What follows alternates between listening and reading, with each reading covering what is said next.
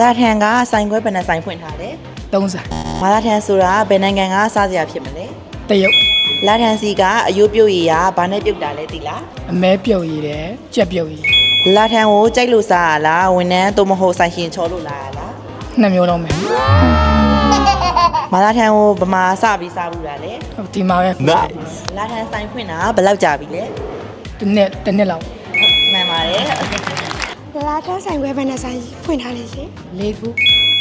လာထန်းဆိုင်မှာအစင်ငန်းမှုလားရှင်မငန်းဘူးပါဘူးအရေးတောက်လို့ကောင်းလို့ကွက်တူစားနေတယ်ကွက်တူစားနေ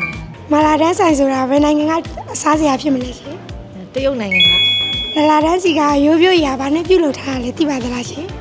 ကြက်သားအမဲသားဝက်သားလာထန်းကိုကြိုက်လို့လာစားတာလားဝင်းနဲ့သို့မဟုတ်ဆိုင်ချင်းချောလို့လာစားတာလားရှင်ကြိုက်လို့လာစားတာလားမာလာတန်းကိုဘာမှစဘူးတာလေရှင်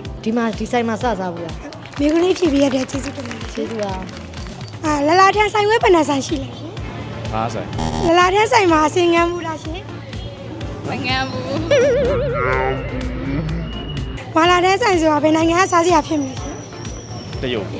လာထန်းစီကရိုးပြုတ်ရာဘာနဲ့ပြုတ်လောက်ထားလဲရှင်ချက်ပြုတ်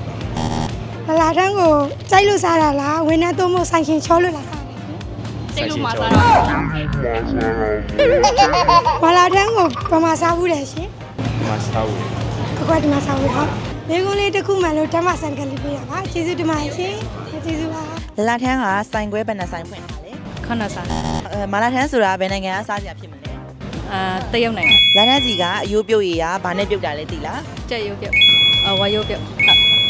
စိတ်ရိုးပြုတ်လာထန်းကိုကြိုက်လို့စားရလားဝန်ထမ်းသို့မဟုတ်ဆိုင်ရှင်ချောလို့လာရလားပေါ့ကြိုက်လို့နော်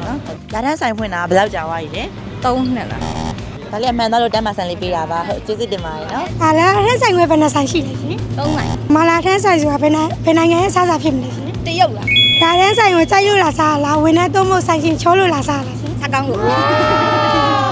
လာထန်းဆိုင်ဖွင့်တာဘယ်နှစ်ရှိပြီလဲရှင်9နှစ်လောက်ရှိပြီတဲ့ဒါလေးကမေကုန်းမှန်တဲ့တမ်းမဆန်ပါကျေးဇူးတင်ပါတယ်ရှင်